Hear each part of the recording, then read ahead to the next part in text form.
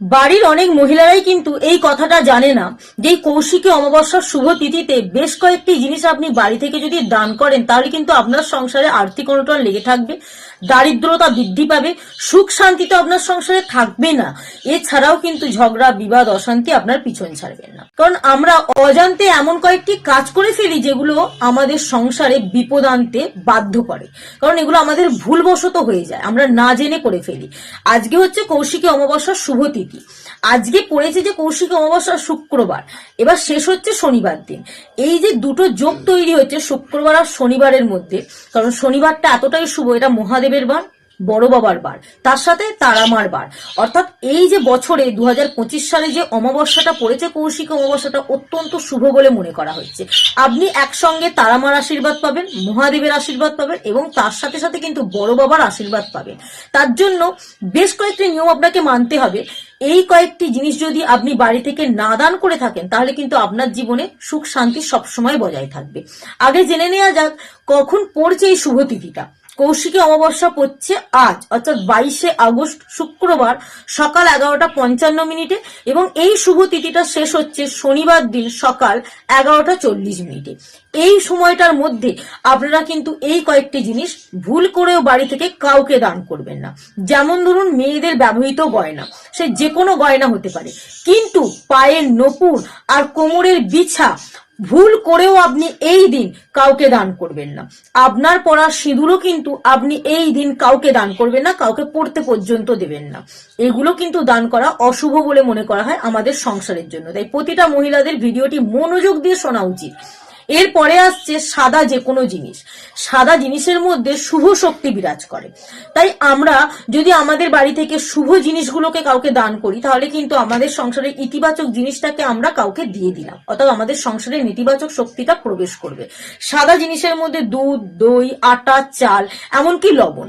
লবণ তো ভুল করেও আপনি কাউকে দেবেন না, কোনো দিনই দেবেন না। শুধু অমাবস্যা তিথি বলে নয়, এই জিনিসগুলো কিন্তু সন্ধ্যার পর ভুল করেও এই অমাবস্যা তিথিতে দেবেন না, দিনের বেলাও না দেয়াই ভালো। লবণটা কিন্তু আপনি আপনার বাড়ি থেকে কোনোদিনই কাউকে দান করবেন না। যদি আপনার লবণ কাউকে দেওয়ার থাকে দোকান থেকে কিনে তাকে দেবেন, কারণ লবণের মধ্যে অনেক রকম শুভ প্রভাব থাকে যেগুলো আমাদের টোটকা হিসাবে কাজে লাগে। দেখবেন বেশিরভাগ টোটকা কিন্তু লবণেরও হয়। সেই কারণে কিন্তু আপনি আপনার সংসার থেকে এই শুভ জিনিসটাকে কাউকে দেবেন না, তাহলে কিন্তু আপনার সংসারে নেতিবাচক প্রভাব বৃদ্ধি পাবে। তৃতীয়টি হলো ঝাড়ু।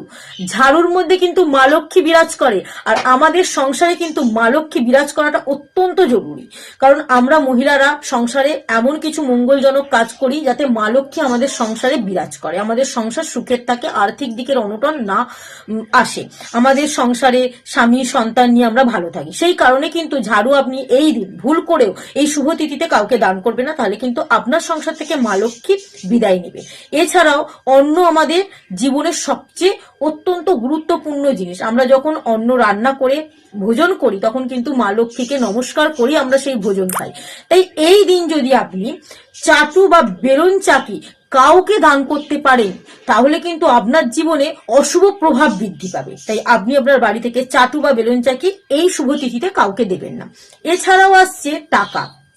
আপনি এই দিন আলমারি থেকে বার করে কোনো টাকা কিন্তু কাউকে দেবেন না, শুভ তিথিতে দেয়াই উচিত না।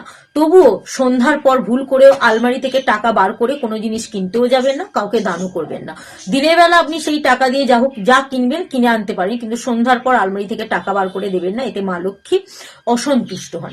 এই কয়েকটি জিনিস কিন্তু আপনি মনে রাখবেন যে এই কয়েকটি জিনিস আপনি কাউকে এই অমাবস্যা তিথিতে, কৌশিকী অমাবস্যাটা আমাদের এই যে বছরে যতগুলো অমাবস্যা আছে সেই সব অমাবস্যার মধ্যে কিন্তু এটা শ্রেষ্ঠ অমাবস্যা, তাই এই অমাবস্যা তিথিতে এই জিনিসগুলো দেবেন না। মনোযোগ দিয়ে শুনবেন। আরেকটি কথা, লবণের একটি টোটকা আছে, আপনি যদি এই শুভ তিথিতে করতে পারেন তাহলে আপনার সংসারে যদি কোনো নেতিবাচক প্রভাব থাকে, অশুভ শক্তি থাকে, সেগুলো কিন্তু দূরীকরণ হবে।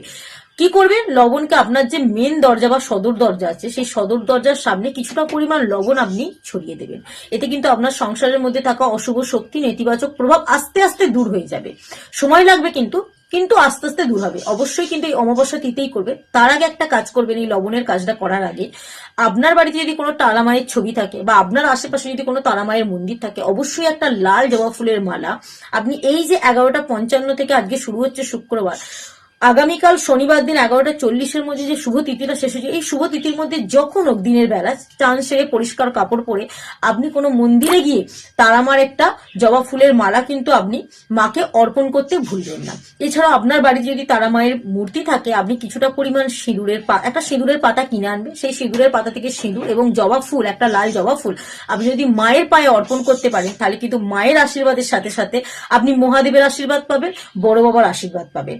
তো এই দিন কিন্তু মহাদেবের পুজো করতেও ভুলবেন না। ওম নমঃ শিবায় মন্ত্রটি যদি 108 বার জপ করতে পারেন তাহলে কিন্তু খুব শুভ ফলাফল পাবেন। আপনি দেখলেন, আপনি জানতে পারলেন। যদি আপনার আত্মীয় স্বজন বন্ধু বান্ধব থাকে তারা এখনো এই জিনিসটা জানে না, এখনো অমাবস্যা তিথি পড়তে দেরি আছে, তো আপনি যদি এই ভিডিওটি পেয়ে যান তাহলে কিন্তু অবশ্যই বন্ধু বান্ধব এবং আত্মীয় স্বজনদের মধ্যে শেয়ার করবেন যাতে তারাও জানতে পারে। আর আপনাদের যদি কোনো প্রশ্ন থাকে অবশ্যই কিন্তু আমার কমেন্ট বক্সে করবেন, আমি চেষ্টা করব সেই প্রশ্নের উত্তর দেওয়ার।